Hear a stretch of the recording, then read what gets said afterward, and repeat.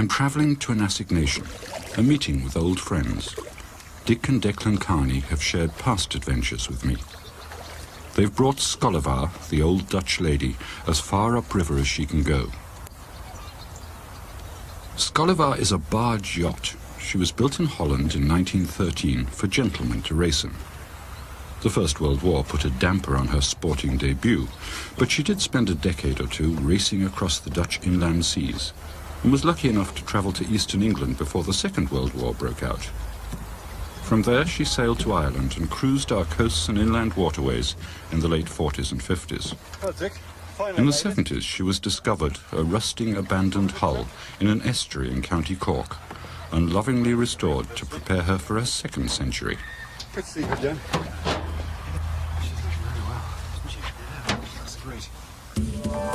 Dick Carney is also one of the last of a heroic breed, the boatsmen. And his son Declan has, by inheritance and acquisition, many of Dick Carney's old skills.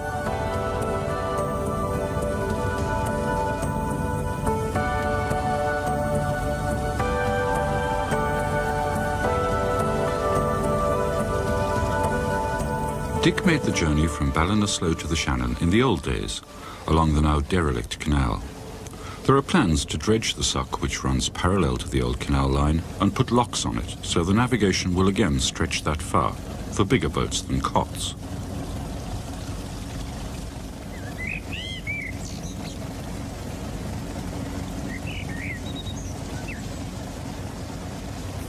After the raid on Clonmacnoise, we pushed northwards into the interior of the country. The Shannon current is against us. There's a touch of adversity in the air. We're heading for the town of the crossings, Athlone. Okay. No, it's best to arrive by boat and with a thirst, and have the courage to penetrate up dark alleys in search of other strands in the weave of Athlone.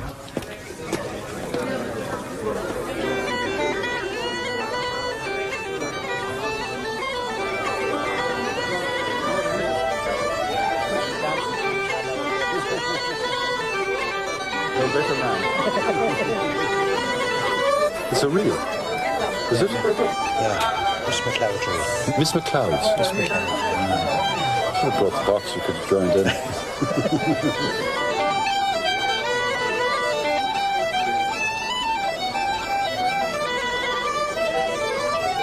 I spent a lot of time quietly picking Dick's brains, feeding off the storehouse of experience and knowledge he's gained from a long lifetime on the water. Wasn't a bad day's run. Nice day's run, yes. We've got the lake tomorrow. Oh yeah, look great. You worried about it? No.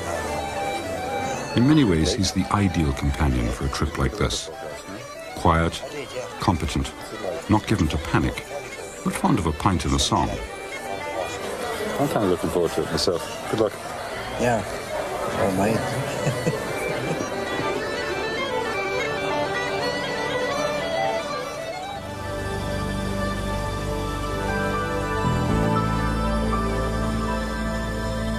Dick Carney's days are gone. There are no more barge loads of grain and beer on the river, but there is still commerce of a kind. Today the cargo is pleasure, the trade is in enjoyment.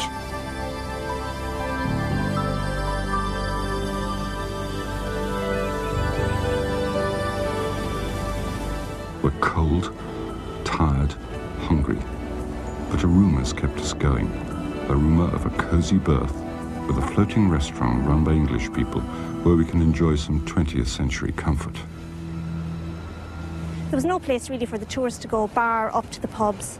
There was no real restaurant for them to go and have a good meal.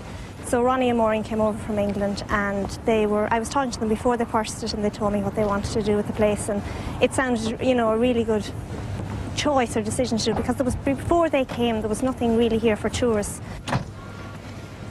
Oh, mainly German, some French and Dutch and Swiss, and then English, and then the locals from Roscommon or Longford, you know, but they only make up a small proportion of the people that come to eat in the restaurant. Were you in Lanesborough in the old days? I was. I first came into Lanesborough in 1941. During the war? During the war, yes. Waynesboro must have looked a bit different in those days. It was completely different than today. Was the power station there? No, no way, no. Did you have any rough days coming across the lake? I did one that I remember that I blew onto Quaker Island. It was that rough that the diesel oil, the fuel oil went into froth, and we got an airlock. We got blown onto the island. We're there for a night and a day. A night and a day? A night and a day we're there all day. And we had no food on the boat, you know. So there was a lot of wild goats out on the island.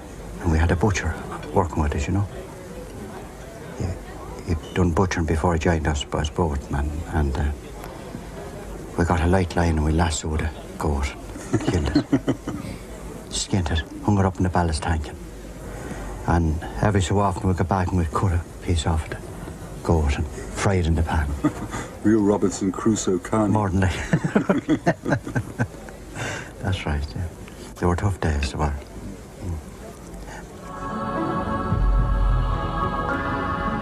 The cockpit of a boat takes on an atmosphere which depends on who's in it and what's outside it. Now we are quiet. Only our eyes move continuously as we absorb the scenery. And as the vistas progress, we start to see things differently. Trying not to lose my head, I waltz around the Camlin River bends, getting pleasure from the challenge of it, enjoying boating in the sunshine.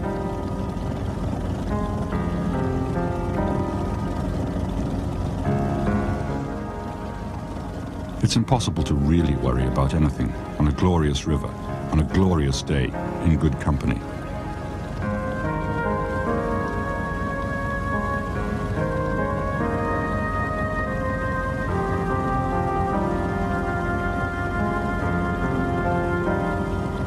If you have something preying on your mind, anything, however weighty, I guarantee you peace and absolution if you open yourself up to an experience as beautiful as this.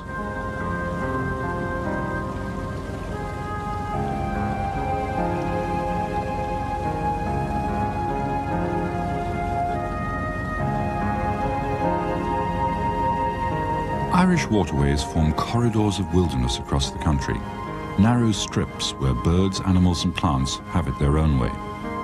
Dick Carney, Declan and I feel like privileged visitors in someone else's place. We don't say much, maybe something articulate like, "It's great, isn't it?" It is.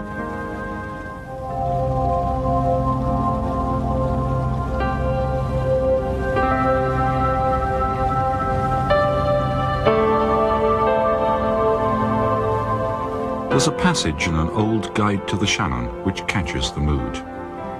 This is a place of quiet contemplation, where the wireless should be turned off, for its sound seems rude and vulgar in the great solitude that encompasses the traveller on every side.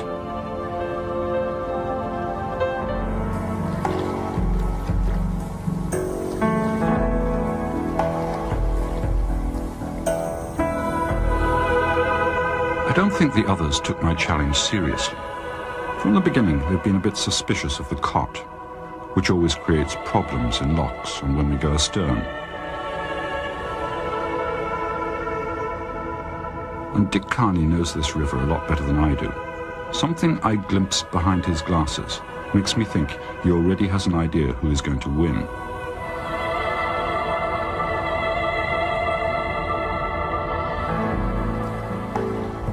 The angling cot from the estuary of the Shannon is a pure Viking design, still in use after over 1,000 years.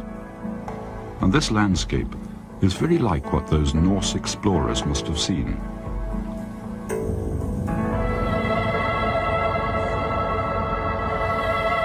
Skollivar has diesel horsepower on her side, and there's virtually no current in the canal cut. She has to be the favourite in the race, unless, like Aesop's hare, they get overconfident and stop to take too long a break.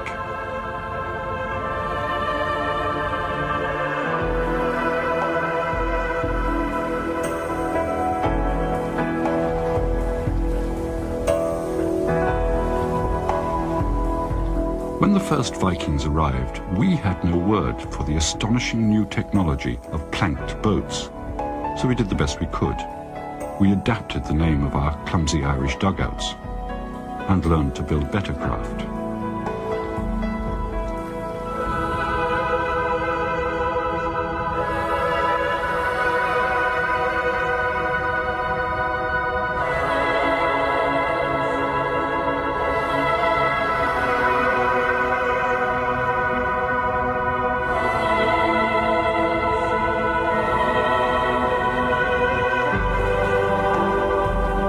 The lush, lily-fringed pools basking in summer sun must have seemed exotic to the hardy Scandinavians.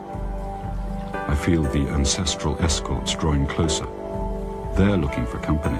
Now it's they who are a little lonely.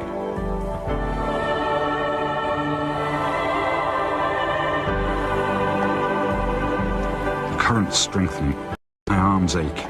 Now I need help and inspiration to push on past the point at which, under normal circumstances, I'd quit the whole attempt. The Vikings don't give up easily. I'm starting to think that it's not so much a question of whether I'll win the race, but whether I'll finish at all.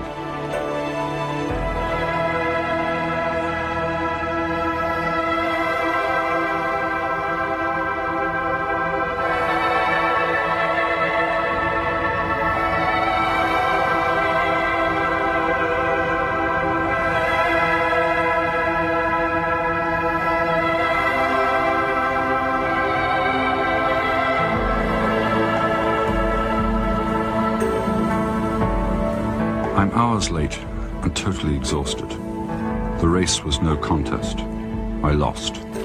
But I still win the prize of privileged insight into hidden times and places.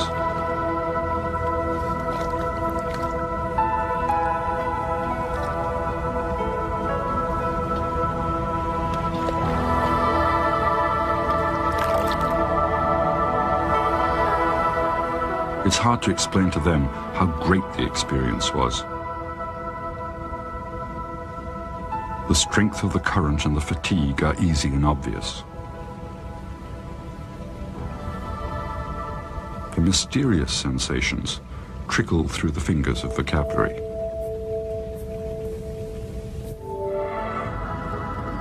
Queen Victoria's health is on my mind as I thread the boat up the narrow cut. Or at least, it seems just about as relevant to my present state as the news I overhear on Dick Carney's transistor radio. The soap opera of current affairs, which obsesses us so much, became meaningless many miles downriver. My favorite program now is the weather forecast.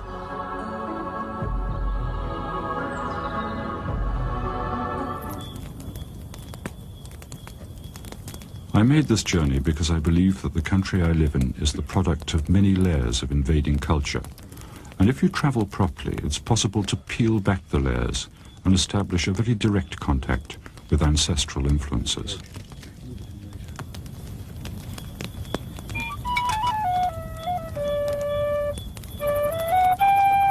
It seems appropriate that our last supper together should be an atavistic meal.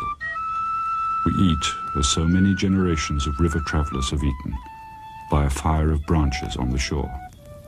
And we think back.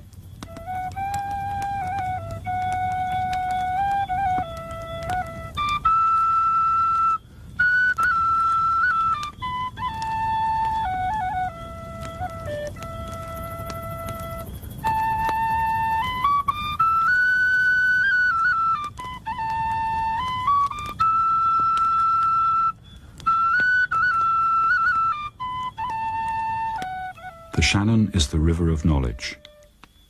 I've navigated up it, looking, searching, questioning. Tried to untangle the complicated ball of wool that knits together to make a modern Irishman. I have travelled through great beauty to some measure of understanding. You cannot ask for more than that.